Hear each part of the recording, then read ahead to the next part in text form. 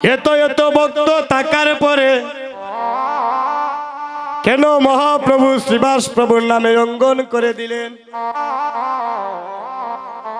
শুধু বাংলাদেশই নয়, বিশ্বের যে কোনো প্রান্তে হরিনাম সংকীর্তন হয় না কেন, দেখবেন ওই আঙ্গিনাটার নাম তাকে শ্রীবাস অঙ্গন। হরি বল হরি বল। তারও একটা কারণ আছে। ওই শ্রীবাস প্রভু মহাপ্রভু প্রত্যেক দিনই নদীয়ার ধারে ধারে ওই ভক্তগণ সঙ্গে নিয়ে মধুরী কীর্তন করতেন। একদিনই শ্রীবাস প্রভু মহাপ্রভুর কাছে গিয়ে বলছে, প্রভু হে, আমার মনে বড় বাসনা প্রভু, যদি একটা দিনই তুমি আমার অঙ্গনে ভক্তগণ সঙ্গে নিয়ে হরিনামে শনি কীর্তন করতে। হরি বল। মহাপ্রভু বললেন, শ্রীবাস রে শ্রীবাস, এই জগতে আমি ভক্তের অধীন ভগবান, আমি নিজে ছোট হইয়া বাড়াই আমার ভক্তের মান।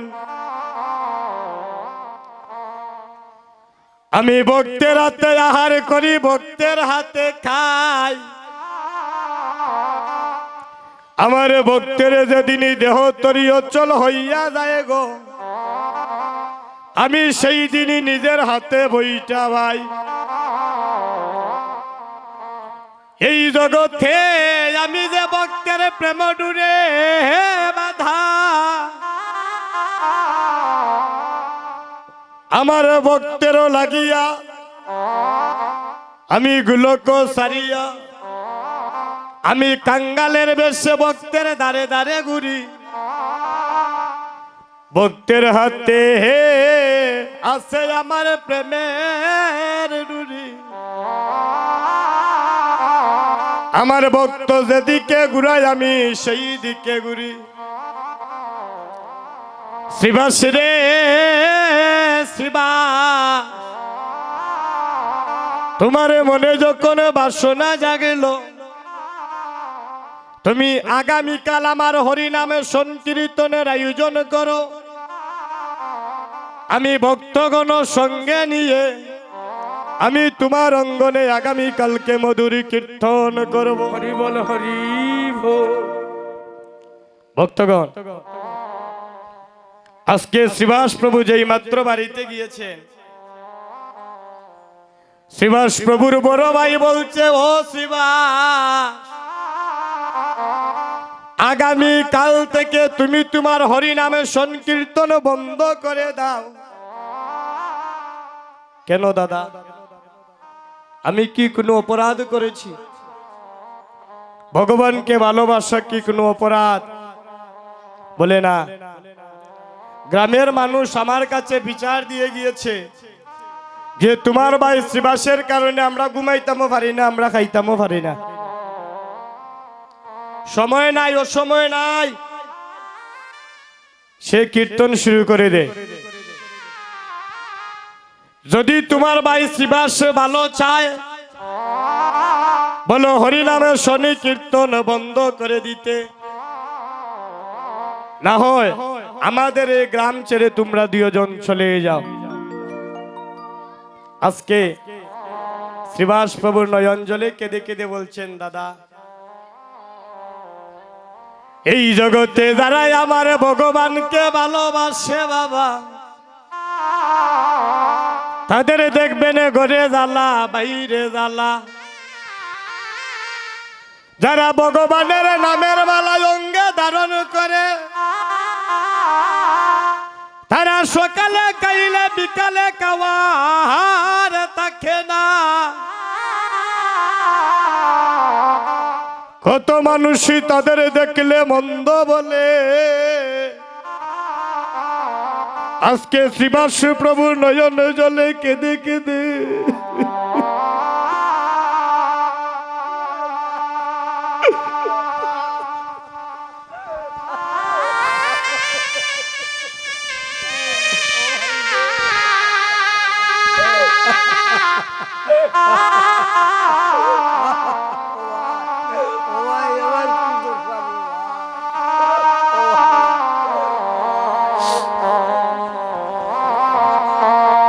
বলছে দাদা গো দাদা,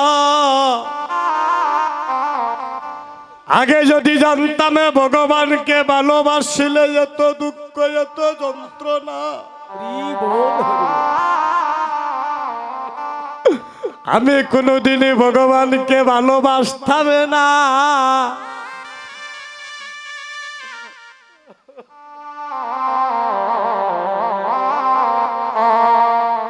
এই জগতে যারা ভগবানকে ভালোবাসে তারা কাঙ্গাল হয়ে নগরে নগরে বেড়ায়। হরি বল হরি বল।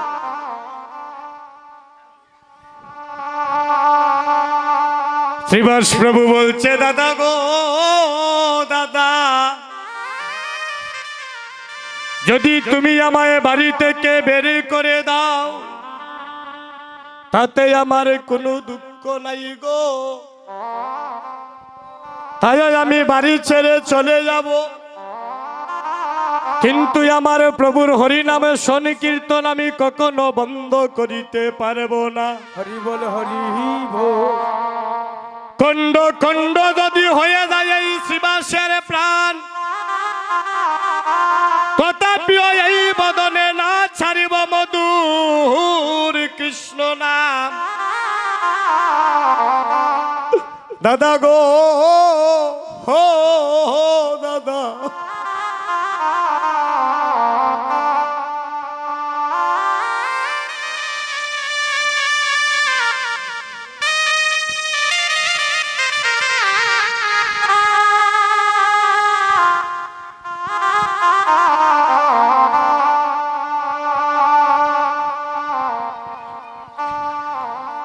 বড় ভাই বলছে শ্রীবাসী রে, যদি হরিনামের সংকীর্তন তুমি ছাড়তে না পারো,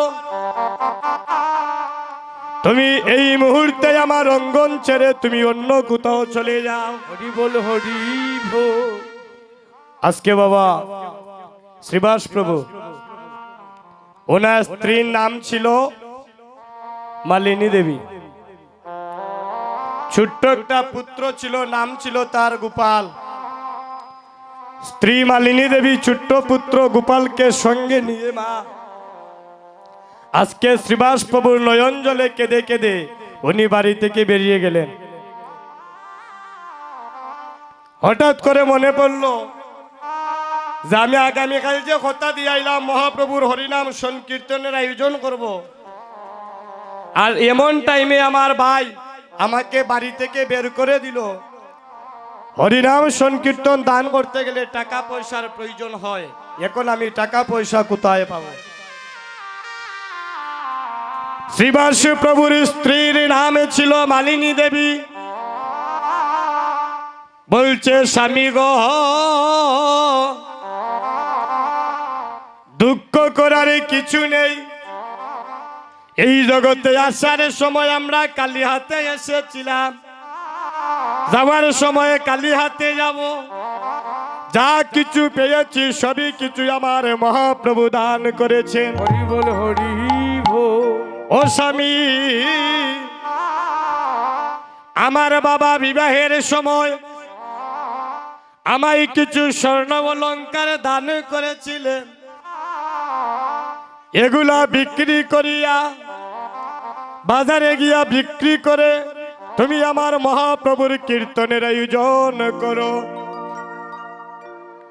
আজ শ্রীবাস প্রভু বাজারে গিয়ে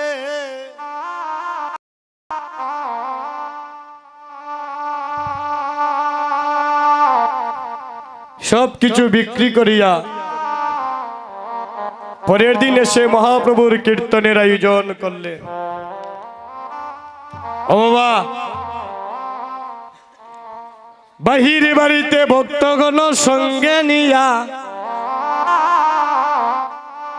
আজকে মধুরী কীর্তন চলছে, কত ভক্তের সমাগম। বাহির বাড়িতে মহাপ্রভু ভক্তগণের সঙ্গে নিয়ে শ্রীবাসকে সঙ্গে নিয়ে মধুর কীর্তন করছেন, আর এদিকে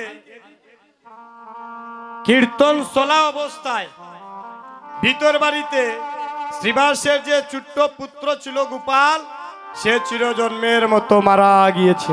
হরি বল হরি বল। প্রতিবেশী একজন রমণী দড়ি দিয়ে শ্রীবাসকে গিয়ে বলছে, ও শ্রীবাস, তুমি বাহির বাড়িতে কীর্তন করছো, কত আনন্দ করছো, কিন্তু তুমি জানো না শ্রীবাস, ভিতর বাড়িতে তোমার আদরের ছোট্ট পুত্র গোপালটা যে মারা গেল। ও বাবা, শ্রীবাস প্রভু গিয়ে দৌড় দিয়ে যে প্রতিবেশী রমণী এসেছিল তার মুখের মধ্যে এইভাবে চাপা দিয়ে ধরেছে। কেন? শোনো, আমার পুত্র যে মারা গিয়েছে এই কথা তুমি আর আমি ছাড়া যতক্ষণ পর্যন্ত আমার অঙ্গনে কীর্তন চলবে আর কেউ যেন জানতে না পারে। আর আমার স্ত্রীকে গিয়ে বলবে সাদা একটা কাপড় দিয়ে যেন তাকে ঢেকে রেখে দে, আমি কীর্তন শেষ হওয়ার পরে যখন দধির বাণ্ড ভঞ্জন করা হবে আমি এসে আমার পুত্রের সৎ কাজ করব। প্রতিবেশী রমণী চলে গিয়েছে, এদিকে মধুর কীর্তন হচ্ছে। হঠাৎ করে মহাপ্রভু প্রশ্ন করলেন শ্রীবাসকে, শ্রীবাস, শ্রীবাস রে শ্রীবাস, 2 দিন হয়ে গেল তোমার অঙ্গনে আমি মধুর কীর্তন করলাম, কত ভক্তের নয়ন আমি দর্শন করলাম, কত দূর দূরান্তের ভক্তগণের বদন দর্শন করলাম, কিন্তু আমি 2 জন মানুষকে কেন দেখতে পাচ্ছি না? এই দেখুন, ভক্ত ভগবানের পরীক্ষা চলছে। এই 2 জন ভক্তকে মহাপ্রভু শ্রীবাসকে বলছে, শ্রীবাস বলছে, প্রভু 2 জন ভক্তকে বললেন, একজন হলো তোমার স্ত্রী মালিনী দেবী আর আরেকজন হচ্ছে তোমার ছোট্ট পুত্র গোপাল। আমি তারা 2 জনকে কেন শ্রীবাস অঙ্গনে দেখতে পাচ্ছি না? শ্রীবাস প্রভু একদম নীরব হয়ে কেঁদে কেঁদে বললেন, প্রভু তুমি ভক্তের অধীন ভগবান, নিজে ছোট হয়ে বাড়াও ভক্তের মান, তোমার ইশারা ছাড়া একটা শুকনা গাছের পাতা ভূমিতে ফোরারও ক্ষমতা নাই গো। তুমি কি জানো না আমার অঙ্গনে কি ঘটনা ঘটেছে? তুমি আমার অঙ্গনে থাকা অবস্থায় আমার পুত্র মারা গেল।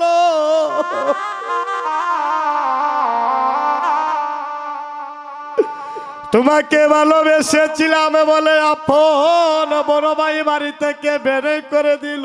হরি বল হরি বল। এই জগতে তোমায় ভালোবাসলে এত দুঃখ এত যন্ত্রণা গো। প্রভু আমি আগে জানি না। সেদিন মহাপ্রভু বলেছিলেন, শ্রীবাস তোমার অঙ্গনে যে কি ঘটনা ঘটেছে আমি সবই জানি, কিন্তু আমি তোমায় পরীক্ষা করেছিলাম তোমার কাছে আমি বড় না তোমার সন্তান বড়। হরি বল হরি বল। শ্রীবাস প্রভু বলেছিলেন, প্রভু হে, আমার পুত্র যদি মারা যায় আমি পুত্র পাবো যদি তোমার করুণা হয়, কারণ এই পুত্রটা তো তুমি আমায় দিয়েছ। যদি তোমার করুণা হয় পুত্র মারা গেলে আমি পুত্র পাইব, কিন্তু এই সাধুগুরু বৈষ্ণবের চাঁদের বাজারে যদি একবার ভেঙ্গে যায় গো, হয়তো আমার জীবনে এমন বাজার আমি আর নাও বসাইতে পারি। হরি বল হরি বল। সেদিন মহাপ্রভু কেঁদে কেঁদে বলেছিলেন, শ্রীবাসী রে তোমার প্রেম ভক্তির কাছে আমি ঋণী হয়ে গেলাম। ও শিবা, আমি ভগবান হয়ে যদি তোমার জন্য কিছু না করে যেতে পারি, এমন ভক্ত এই জগতে আমি আর পাব না, যে নিজের পুত্রকে ছেড়ে দিল আমার চরণ পাওয়ার আসে। আজ থেকে প্রতিজ্ঞা করলাম, যত স্থানে, বিশ্বের যে কোনো স্থানে হরিনাম সংকীর্তন হয় না কেন, ওই আঙ্গিনার মালিক থাকবে আজ থেকে আমার সিলেটে শ্রীবাস, আর ওই অঙ্গনের নাম থাকবে আজ থেকে শ্রীবাস অঙ্গন। সেদিন বলেছিলেন, শ্রীবাসী রে, জন্মে জন্মে জন্মে জন্মে ভক্ত,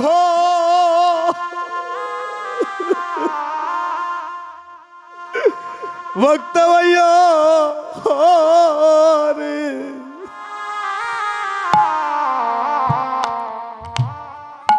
ওই আরে ও শিবা,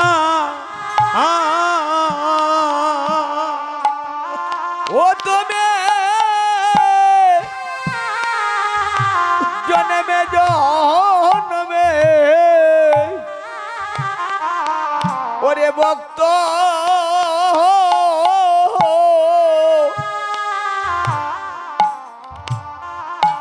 ও ভক্ত হইও রে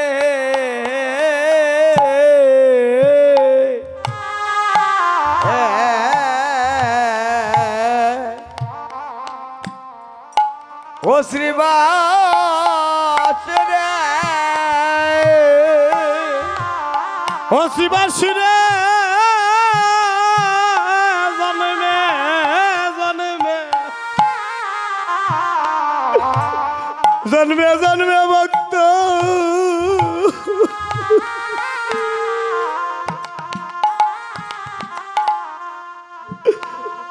ভক্ত ভাইয়া রে।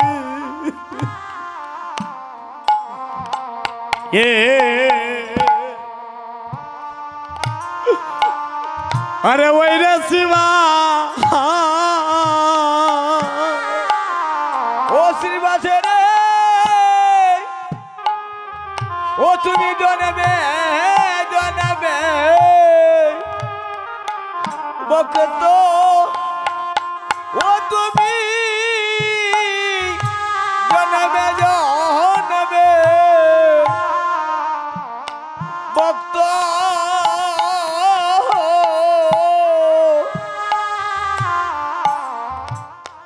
ও ভক্ত হইয়া রে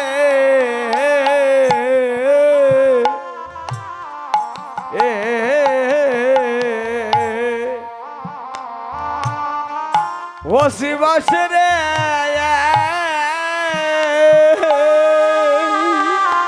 শিবাসী রে, শিবাস বহু জন্মে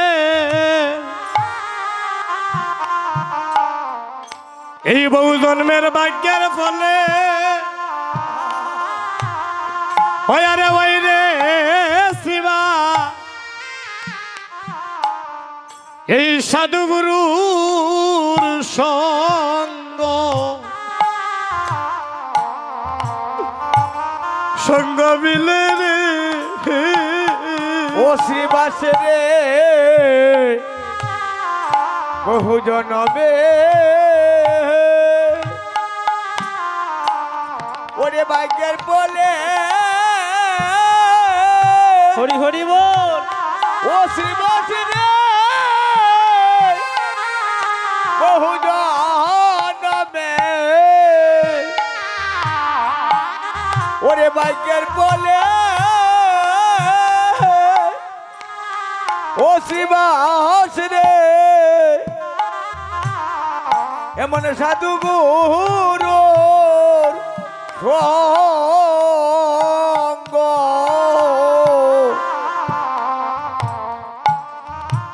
সঙ্গ মিলে রে, ওরে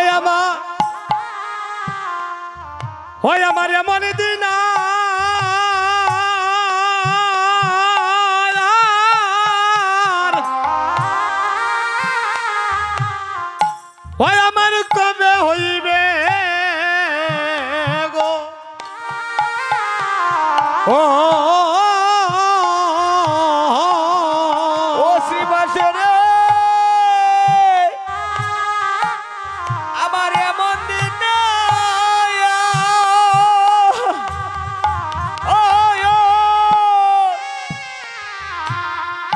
কবে হবে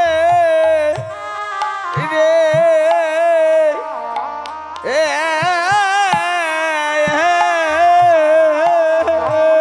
হসিবাসি রে আমার মন দিনা হাল কবে হইবে রে এ হই আমার ওরে এমন দিন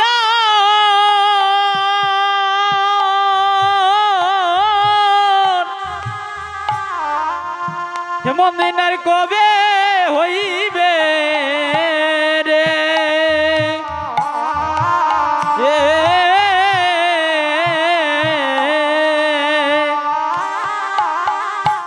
ও তুমি জন্মে জন্মে ভক্ত হইয়া রে এ ওই রে শিবা ও তুমি জন্মে জন্মে ভক্ত ও তুমি জন্মে জন্মে ওরে ভক্ত ওই রে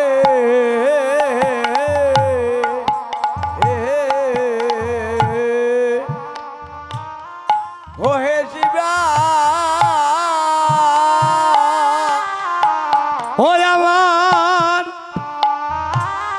ওই আমার এমন দিন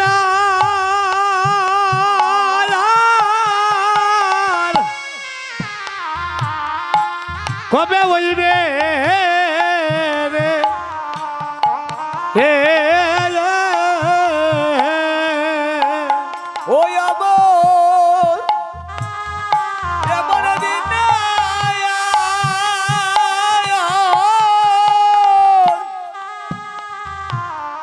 কবে হবে রে এ ও তুমি জন্মে জন্মে ভক্ত হরিবল হরিবল হইয়া রে এ ওই রে শিবায়া ও তুমি জন্মে জন্মে ভক্ত ওই রে শিবা ওই আমার মন দিনা আর কবে হইবে রে এ হরিবল হরিবল কবে হবে রে ওই আমার কবে হইবে রে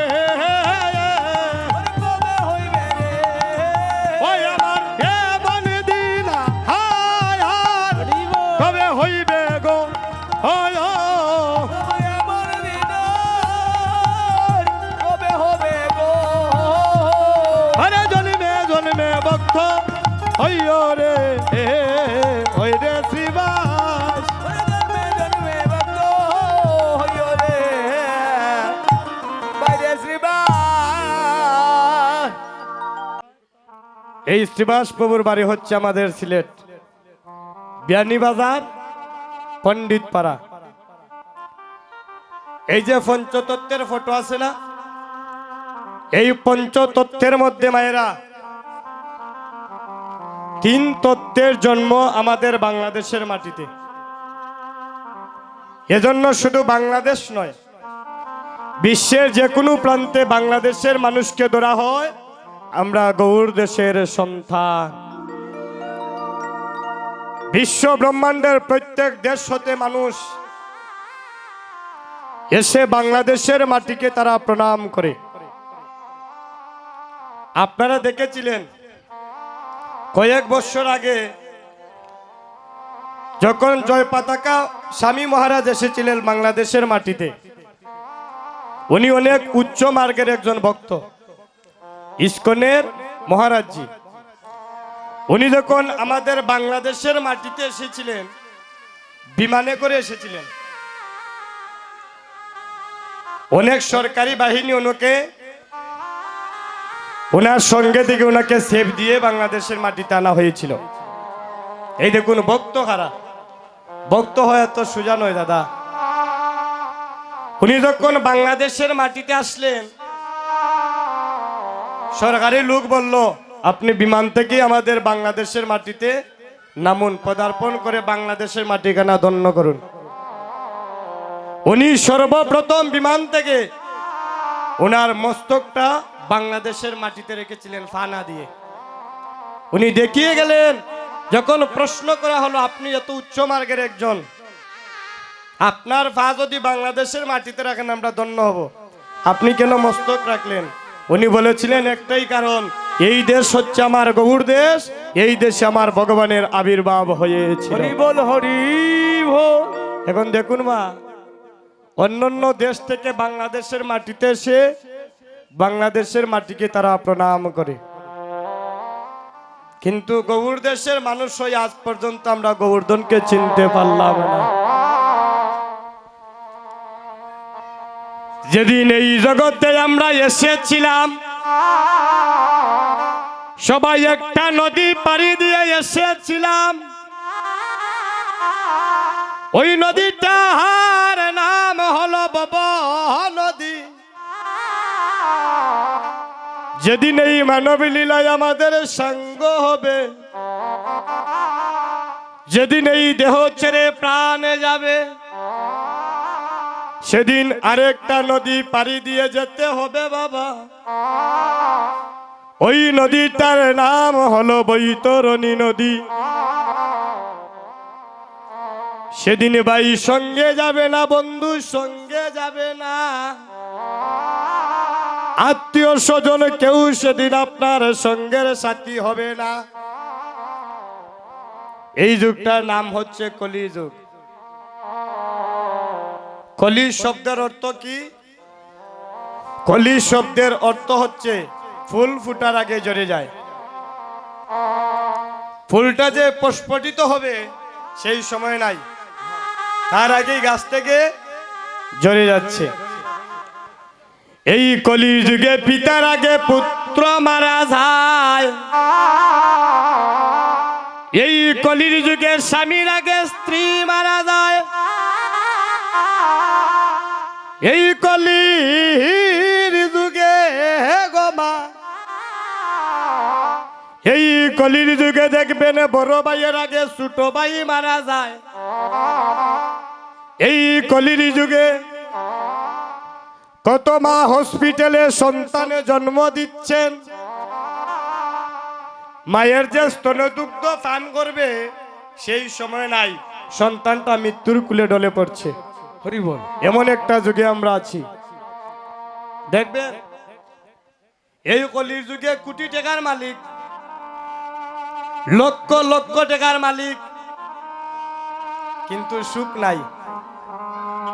রাত্রিবেলা ঘুমের ট্যাবলেট খাইয়ে না ঘুমাইলে ঘুমায় না। কথাগুলা মন দিয়ে শুনে যাবেন। কোটি টাকার মালিক রাত্রিবেলা ঘুমের ট্যাবলেট না খাইলে ঘুম আসে না। কেন? এগুলো আগে বুঝতে হবে। কৃষ্ণ বিনা সুখী দিতে নাহি অন্যজন, থাকিলে তোমার বিদ্যা কুলে কোটি কোটি দন। ওই কৃষ্ণ সুখের সুখী হতে হবে। আসল ডাক্তারের লগে কোনো যোগাযোগ নাই, আমরা খালি নকল ডাক্তার লইয়া দৌড়াদৌড়ি করি।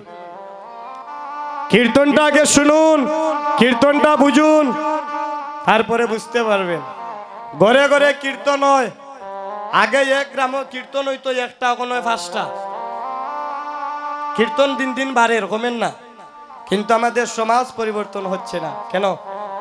আমরা ভগবানের আদর্শ থেকে আস্তে আস্তে সরে যাচ্ছি। হরি বল। ভগবানের যে নিয়ম বিধি বিধান এগুলারে আমরা এড়াইয়া চলতেছি। ভগবান বললেন যে যাই কিছু করো না কেন, একদিন টিকো তুমি আমার গাটো আইয়া ধরা খাইবা।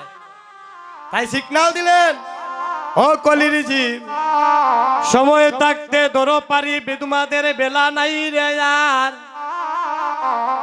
ও সময়ে দরবারে পারি তোমরা টেকবাই রে একবার সিগনাল দিয়ে গেলেন কোন দিন টেকবাই তোমার টাকা পয়সা আছে আমারে ডাকরায় না তাতে সমস্যা নাই আমারে ডাকার তোমার কোনো দরকার নাই তবে একদিন আমার দরকার তোমার পড়ব কোন দিন যেদিন তুমি আপন দেশে যাবে বৈতরণী নদীর ঘাটে গিয়ে তুমি যেদিন দাঁড়াবে আমি সেদিন দেখমু তোমার 10তলা বিল্ডিং তোমারে ওই নদী পারি করে না আমার মধুমাখা কৃষ্ণ নাম সেদিন নদী পার করে দেয় বল হরি বল। ও মায়েরা জগতে গো সব কিছু করার আমাদের সময় আছে কিন্তু হরির নামটি নিবার আমাদের সময় নাই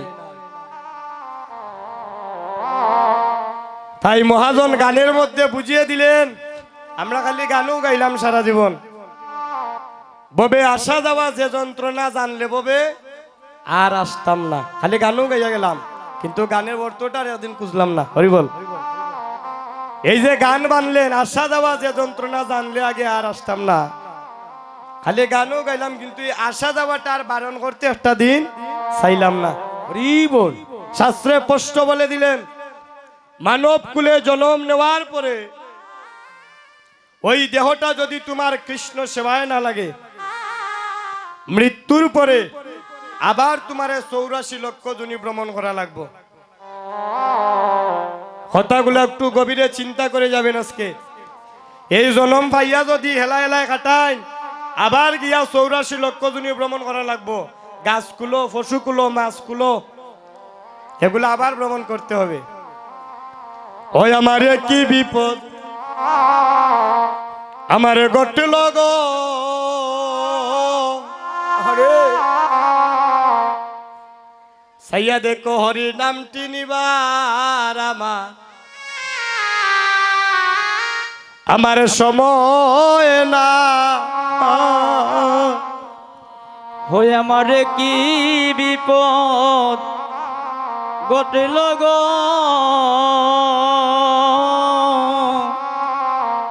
হরির নামটি নিবার আমার সময় নাই ওই আমারে কি বিপদ আমার ঘটল গো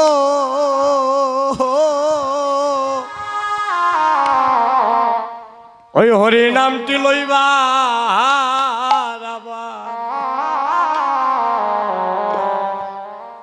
আমার সময় না ওই আমারে কি বিপদ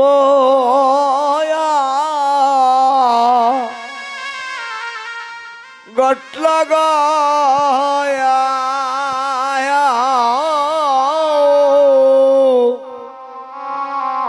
হরির নামটি নিবার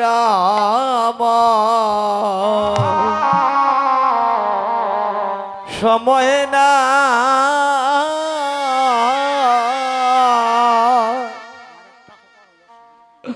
ও হায় রে সময় নাই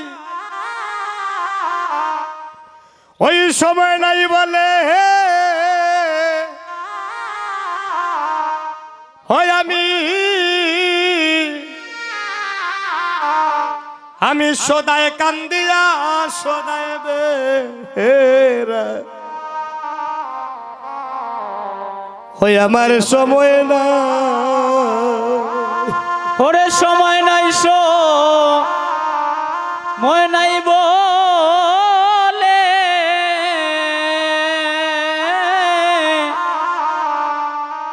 কান্দিয়া সদায় বেড়াই ওরে সময় নাই ওই আমার সময় নাই হরি হরি বল আমার সময় নাই বলে ও হায় গো আমি কান্দি আসো আমি সদায় বেড়া আমার সময় না ও হরে সময় না সময় না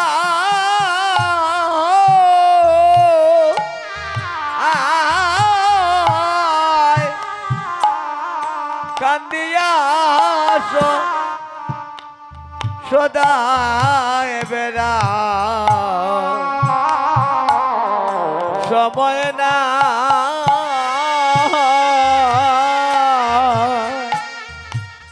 ও হায় রে এই জগতে ভাই বন্ধু আরে আমার যারা ছিল ওগো তারা তারা সময় দেখে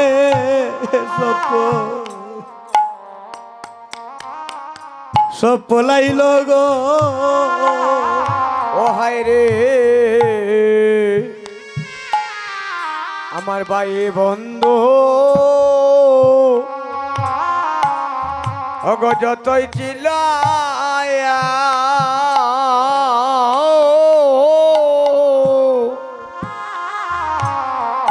আমার সময় দেখে সব পলাইল গো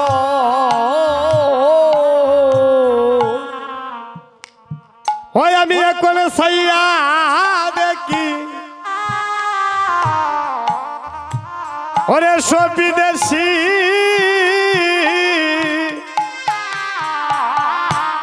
হবে আমার আপন দেশের কেউ ও না ও গো সাইয়া দেখে ও গো সব বিদেশে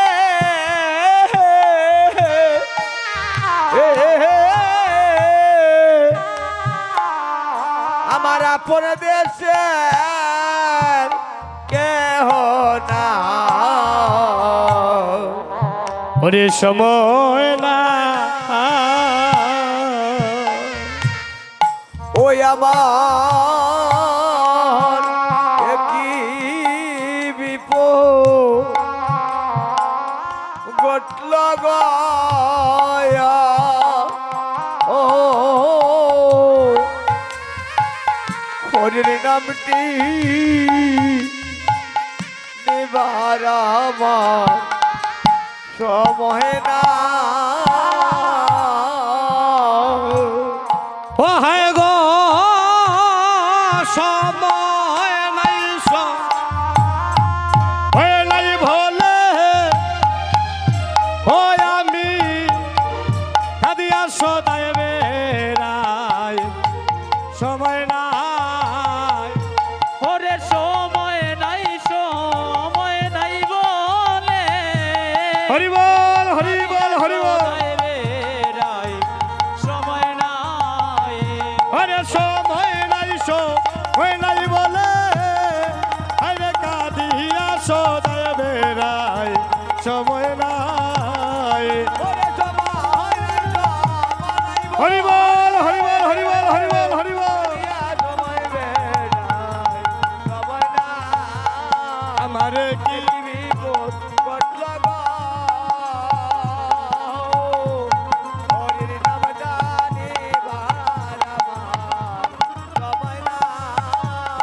ও আমারে কি বিপদ ঘটল গো ওরে নামে নিবার আমার সময় নাই হাই ভক্তগণ শেষের দিনে দয়াল গুরু বিনা আমাদের আর বান্ধব নাই দেখুন ভগবান কি বলে দিলেন বললেন মৃত্যুর পরে বৈতরণী নদীর ঘাটে দাঁড়ানোর পরে ওইখানে কিন্তু দেখিয়ে দেখি আমি পার করব আমি সবার বেলা পার করব না পার কাদেরকে করব যাদের অন্তরে প্রেম ভাব ভক্তি নিয়ে তারা যাবে তাই ভগবান সিগন্যাল দিলেন কত হইতেছে রে পার ভবের ঘাটে দিচ্ছে কেয়া গুরু দয়ালে গুরু করেন দান কত হইতাছে রে পা ওরে ববের ঘাটে ওরে দিচ্ছে কেবা গরু ও কর্ণদা এই দেখুন বাবা, মহাপ্রভু বললেন আমি শেষের দিনে কাকে পার করব জানো? ওই আমি ধনী মানি পার করি না, কাঙ্গাল করি পার। ওই আমি ধনী মানে পার করি না, কাঙ্গাল করি পার। ওই আমি ধনী মানি আরে পার করি না, কাঙ্গাল করি পার। ওই আমি ধনী মানে পার করি না, কাঙ্গাল করি পার। ওই আমি কাঙ্গাল করি পার। ওই আমি কাঙ্গাল করি পার। ও দয়াল গুরু করে নোধা কত। হইতাছে হরি বল, হরি বল, হরি বল। বাবের ঘাটে দিচ্ছে কেবা গরু ও কর্ণদা যারে বাবা ওই আপন আপন, আপন নয় তোমার, ও মনে রে আপন নয় তোমার। ও হয় রে যারে বাবু আপন আপন, আপন নয় তোমার ও মনে রে আপন নয় তোমার। এই জগতে তুমি যারে বাবা আপন আপন, আপন নয় তোমার, আপন নয় তোমার। ও মনে রে যারে বাবু আপন আপন, আপন নয় তোমার। ও হায় রে আপন নয় তোমার। দয়াল গুরু বিনে হরে বাবা পারে হে বান্ধব নাই রে আর। ও দয়াল গুরু বিনে ববে নহবে বান্ধব নাই রে আর। দয়াল দয়াল গুরু বিনে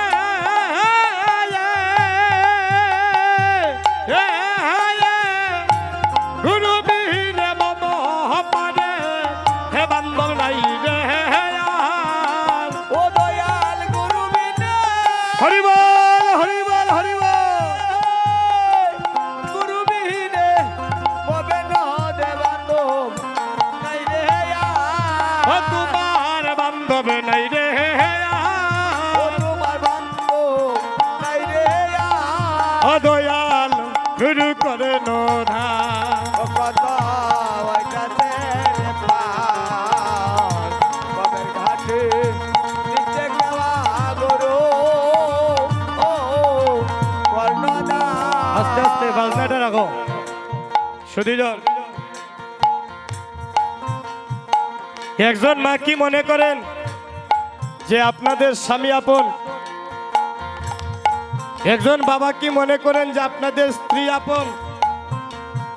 কিন্তু শাস্ত্রে স্পষ্ট বলে দিলেন জগতে কেউ কারো আপন নয়। ভাই বলো বন্ধু বলো জগতে কেউ তো কারো নয়। 2-4 দিনের পথের দেখা শুধুমাত্র পথের পরিচয়। হরি বল। কেউ যে কারো আপন নয় তার প্রমাণ দেখতানি গো। আসরে উপাইয়া দেখাইয়া যাইমু, প্রমাণ দেখবেন কেউ যে কারো আপন নয়। কয়েক বছর আগে দেশ আইছিল নিয়ে করোনা ভাইরাস ছোঁয়াচে রূপ।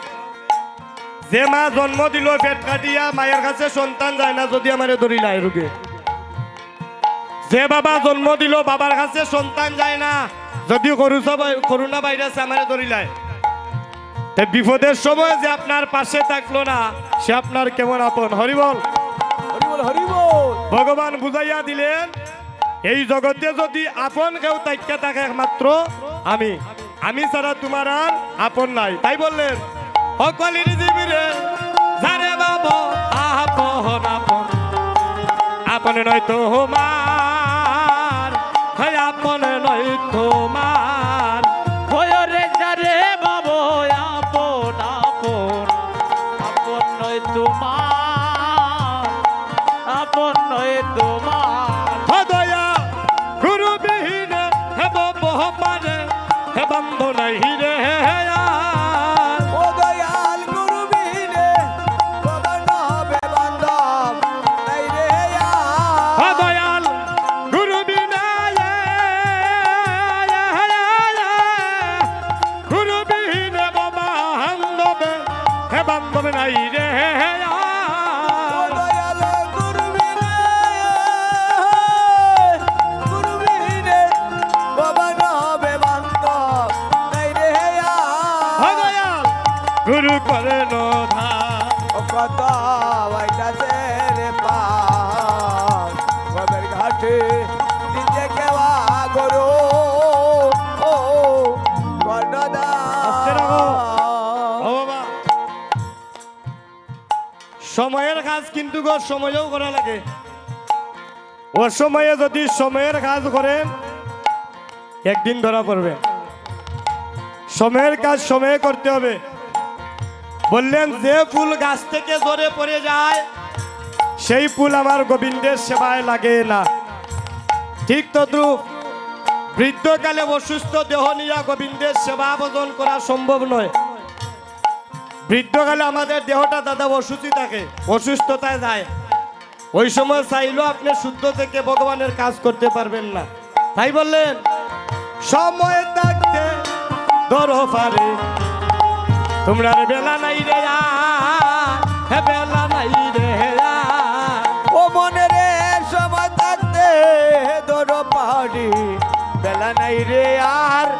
ও মনে রে বেলা নাই রে আর। ও হায় রে ও সময়ে হে ধরলে পারি থেকে ভাই হে রে লাগে ও ভাই। মনে ও সময়ে গলে পাহাড়ি টাকে ভাই রে গে ও ভাই। দয়াল গুরু করে নোধা কত বাইটাছে রে পার বাবের ঘাটে দিতে কেওয়া গরু ও কর্ণদায়ার। ও বাবা আহা জগতের সব মানুষ কিন্তু সমান নয় মা। জগতের সব মানুষ সমান নি গো। খের দেখবার লেখাপড়া একটু বেশি, খের হয়তো একটু কম। এটা নিয়েও আমাদের মধ্যে অনেক হিংসা নিন্দা। আমার লেখাপড়া বেশি, তোমার লেখাপড়া কম, আমি কেন তোমার লগে থাকবো? আমি 10তলা বিল্ডিং এর মালিক, তুমি ভিখারি। তুমি যাও কীর্তন শোনাত শিবা সঙ্গন নিচে তুমি বইবাই। আমি 10তলা বিল্ডিং এর মালিক, আমি কেন দুলার মধ্যে গিয়ে বসবো? হরিবল। কিন্তু সব হিসাব একদিন ওই জায়গায় গিয়া দেওয়া লাগবো। অক্ষরে অক্ষরে হিসাব বুঝিয়া নিবেন। তাই দেখুন মানব কুলে জন্ম নিয়া লেখাপড়া একটু বেশি হইলে আমরা আত্মহংকারে ধরে না। আর যিনি গানের মহাজন, এই গানটা যিনি লেখলেন, যে গানটা আমি পরিবেশন করতেছি, ওনার নাম হচ্ছে ওদর দাস। উনি গানের মহাজন হয়ে দেখুন নিজেকে কি উপাধি দিলেন। অদিন ওদর বলে এই না ভবে আমি ফাঁসি দুরাসার, ফাঁপি দুরাসার। ওদিন অনল বলে ওই না হবে পাপি দুরাচার। ওই আমি পাপি দুরাচার। ওই আমার হইল না গো সাধন বদন রাসা যাওয়া সার। হরিবল ওরে হইল না গো সাধন ভজন আশা যাওয়া আশা। ওই আমার হইল না গো ও হইল না গো সাধন বদন রাসা যাওয়া সার। ওই আমার হইল না গো হরিবল হরিবল হরিবল। হইল না গো সাধন ভজন আশা যাওয়া আশা। ওই আমার আশা যাওয়া সার। ওই আমার আশা যাওয়া আশা। ওই আমার আশা যাওয়া সার। ওই আমার আশা যাওয়া আশা। ওই আমার হইল না গো সাধন বদন রাসা যাওয়া সার। হরিবল হরিবল। হইল না গো সাধন ভজন আশা যাওয়া আশা। ওই আমার হইল না গো সাধন বদন আশা যাওয়া সার।